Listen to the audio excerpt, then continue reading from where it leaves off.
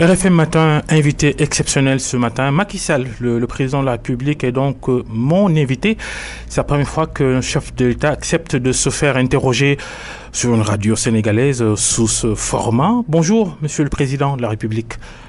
Oui, allô, bonjour. Babacar Fall, ça va? Vous allez bien? Et vous êtes en duplex de Kigali au Rwanda où vous avez assisté au lancement de la ZLEC, la zone de libre-échange économique continentale, initiative de l'Union africaine. On va y revenir. Pendant votre voyage au Rwanda, c'est une grosse actualité que vous avez laissée derrière vous. Le meurtre du jeune Fallois Rufisque. Avant lui, un autre Fallois à Touba. Il y a aussi Marietou, 8 ans, violée et tuée à Mbao. C'est la première fois que vous vous prononcez sur le sujet, monsieur le président de la République. Oui, j'ai appris avec beaucoup de consternation et de douleur ces rapts d'enfants suivis de meurtres.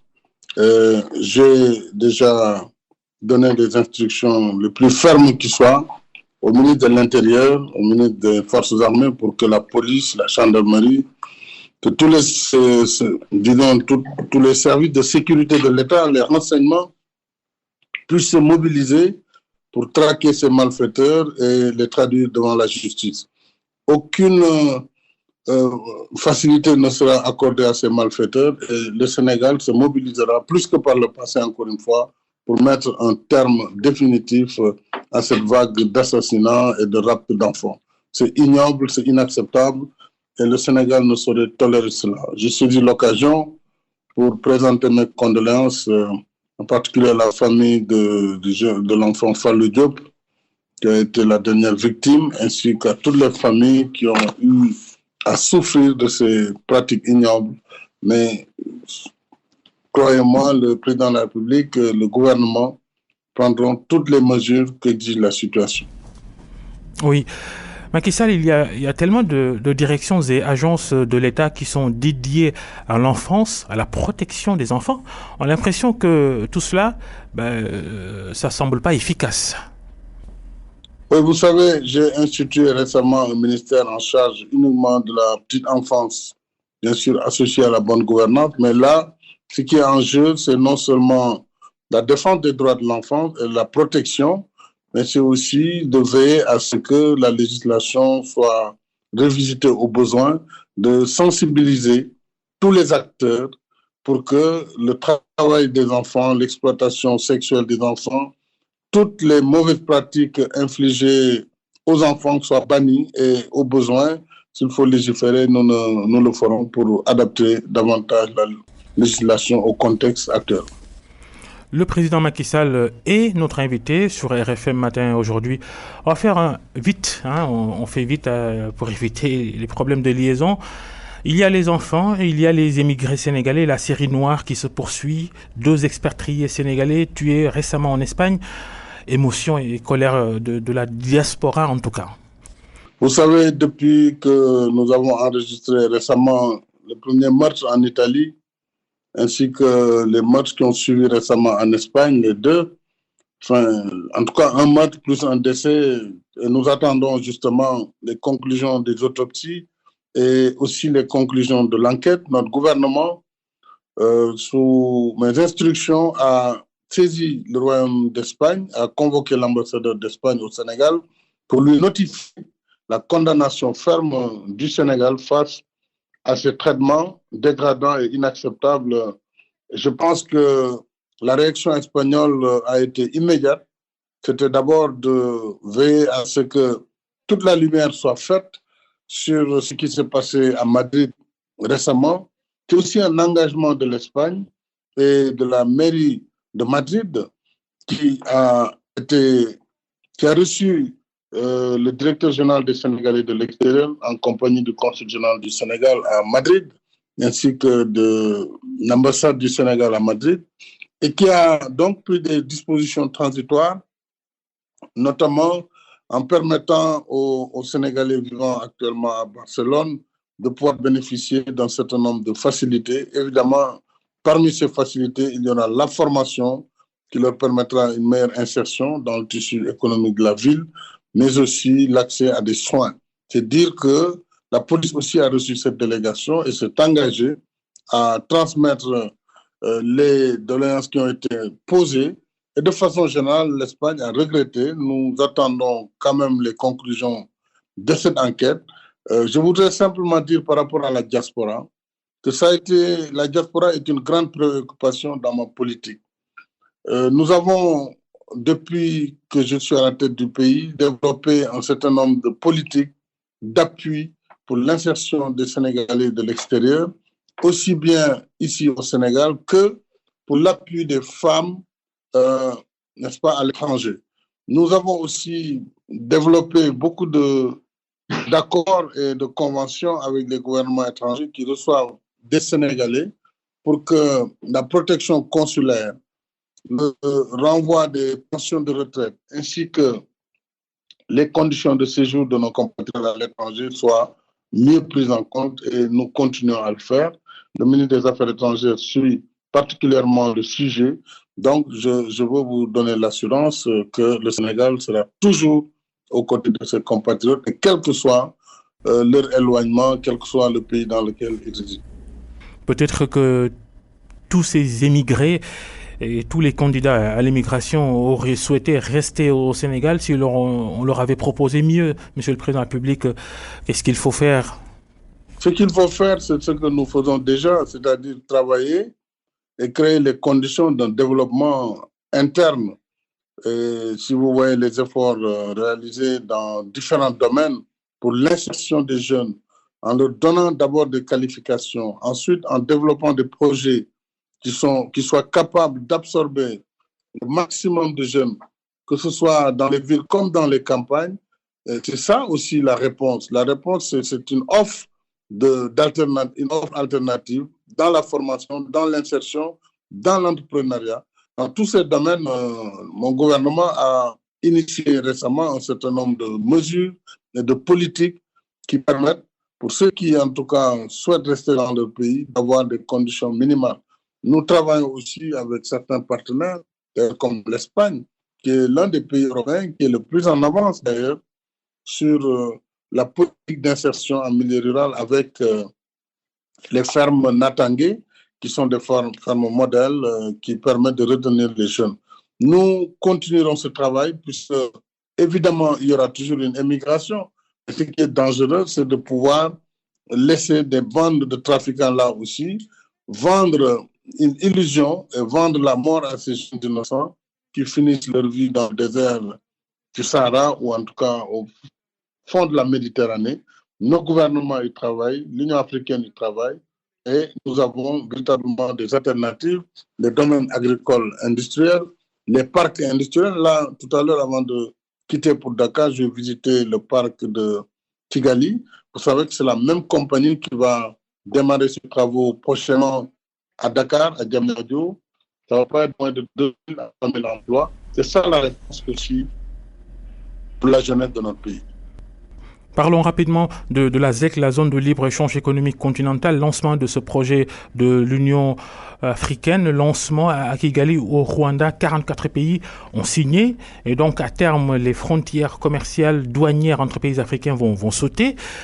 Il y en a qui attendent de signer. On retient surtout la réticence du Nigeria. D'abord, je voudrais signaler l'importance de l'acte qui a été pris à Kigali après la création de l'OUA en 1963, la création de l'Union africaine en 1999. Nous voici aujourd'hui à Kigali pour signer un acte majeur, la création de la zone de libre-échange continentale. Le commerce intra-africain est resté très faible, presque 11% des échanges entre l'Afrique et le reste du monde. Alors qu'avec cette perspective de zone de libre-échange, d'une union douanière, nous pourrons booster ce commerce au sein de l'Afrique à plus de 52%, et ceci en levant les barrières douanières, en facilitant les échanges, en développant aussi l'infrastructure entre nos pays et surtout en évitant des barrières non douanières qui sont également des facteurs de protection indue. Bien entendu, tous les pays n'ont pas les mêmes niveaux de développement en Afrique, nous en sommes conscients. Et cet accord, il est progressif, il est inclusif et il permet à chaque pays de protéger un certain nombre de secteurs sensibles d'ici, et cela est échelonné. Par exemple, le Sénégal n'a pas voulu signer l'accord sur le transport aérien, puisqu'aujourd'hui, nous avons en Afrique 3 à 4 pays qui dominent ce marché. Nous venons de relancer notre compagnie nationale. Nous avons besoin d'une mise à niveau. Peut-être que ça prendra 5 ans pour nous permettre vraiment de rentrer dans cette compétition du trafic aérien africain. Sur l'industrie également, ou les productions, il y a des situations qui peuvent se poser. Et le ministère du Commerce, dans le cadre des négociations qui vont suivre cet accord, parce qu'il y aura des annexes, un certain nombre d'annexes qui font partie intégrante de l'accord, mais qui seront négociées. Et c'est là où tous ces détails seront faits. Donc, je pense que le plus important, c'est que l'Afrique prenne en main son destin et que l'Afrique travaille véritablement pour son unité qui aboutira, comme les pères fondateurs l'avaient souhaité, et comme d'autres penseurs comme Cheikh Anta Diop l'ont théorisé, d'arriver vers les États-Unis de l'Afrique. C'est un long processus, mais la ZLEC va être un adjuvant essentiel pour cette marche de l'Afrique vers son unité. Pour le Nigeria, je pense que c'est un pays important. Il faut essayer de comprendre les motivations. Je ne peux pas critiquer le Nigeria, mais je suis convaincu que le Nigeria prendra le train en marche. Oui, mais le président Macky Sall, on va encore aller plus vite. Votre protocole nous bouscule et je rappelle qu'il y a des sujets que vous promettez d'évoquer avec nous une prochaine fois, notamment les sujets politiques. On en a discuté avec votre service de communication. Merci en tout cas d'avoir accepté cet entretien. Mais Monsieur le Président de la République, dans 2 jours, un anniversaire pour vous, vos 6 ans à la tête du Sénégal, votre bilan, on vous reproche tellement de choses, la justice, le social. Il y en a qui ne sont pas contents de vous. Macky Ligéyoul, entend-on dire parfois. Vous êtes satisfait de votre travail? Vous savez, il appartient aux Sénégalais d'apprécier mon travail. Je ne peux pas moi-même m'auto-évaluer. Mais si je dois simplement, objectivement aussi, évaluer ce qui a été fait en 6 ans par rapport à ce qui a été fait avant, puisqu'un bilan, c'est aussi un avant et un après, je crois que le bilan, il est globalement très positif, puisque la preuve, c'est d'abord notre croissance économique, mais c'est surtout les politiques d'inclusion sociale. Et ça, c'est un marqueur fondamental de ma politique. L'inclusion sociale, le soutien aux populations démunies, le soutien au pouvoir d'achat. Rappelez-vous quand même, depuis 2012, les prix des denrées n'ont jamais connu d'augmentation. Ça c'est inédit au Sénégal. Rappelez-vous les problèmes de l'électricité dans notre pays, qu'on a connus avec toutes les émeutes. Aujourd'hui, c'est derrière nous, définitivement. Rappelez-vous aussi le grand problème de la Casamance. Je crois que ne serait-ce que sur ces questions, on peut être fier de ce qui a été fait, mais moi, mon ambition est beaucoup plus importante que ce que j'ai déjà fait. Mon ambition, c'est de faire du Sénégal véritablement un des grands pays africains en matière de croissance économique, d'émergence et en matière de modernisation. Mais tout cela dans une politique véritablement inclusive et dans un état de droit. C'est pourquoi nous sommes sur le chemin, nous n'avons pas fini le travail, mais nous pouvons, si nous devons comparer par rapport au passé, évidemment être fiers par rapport à ce que nous avons fait. Mais nous restons encore motivés plus pour l'atteinte des objectifs, tels que d'ailleurs, je les ai fixés dans le PSE. Il appartiendra aussi à ceux qui viendront après moi de poursuivre cette œuvre, parce que c'est une construction continue. Merci, Monsieur le Président de la République. Mais bala ñu lay bàyyi président Macky Sall tuuti ci wolof laata ñuy tàggoo ndax sa gars yi ñu ngi ñuy buux ne nanu baral yëf yi te itam am na ci ñu waroon a junjog yow ci wàllu politique ak ñoom seen waaye dig ngeen ñu ne beneen yoon ñu sóobu ci waaye mën na solo ñàkk a wax ci li nga xam ni moom nga bàyyi sa ginnaaw ba nga demee Rwanda mooy coowal xale yi ñuy faat ci dëkk bi gis nañ fàllu ca Tëngéej yeneen ko fàllu laata moom ca Touba geneen gone gu ñaan Mariem juróom-ñetti at xale bu jigéen ñu sàkk ko faat ko ca Mbaaw. waaw Babacar jërëjëf fi ma toll ci Kigali am na naqar bu metti ci xol ak tiis ci li nga xam ne ñu ngi koy gis fan yi muy lu ñaaw lool jëm ci ay xale yi ñuy jàpp ñi ñu leen di rey wala ñi ñu leen di mettital mu wax ne loolu dinañ ko arrêter définitivement ndax wax na ministre de l'intérieur ak ministre des forces armées lépp luy karange ak ay capacité muy police muy gendarmerie muy service de renseignement nañ ko mobiliser ci dëkk yépp nag ci biir Sénégal bu ñu bàyyi benn dëkk te fépp foo xam ne ñu ngi fay néewal doole ndaw ñi wala tout tànk yi ñu mën a teg loxo si ñi nga xam ne ñooy def loolu ndax lii du diine du lenn loo xam ne xalaat mën na ko may wala aada mën na ko tolérer kon maa ngi jaale ñi nga xam ne ay wayjuru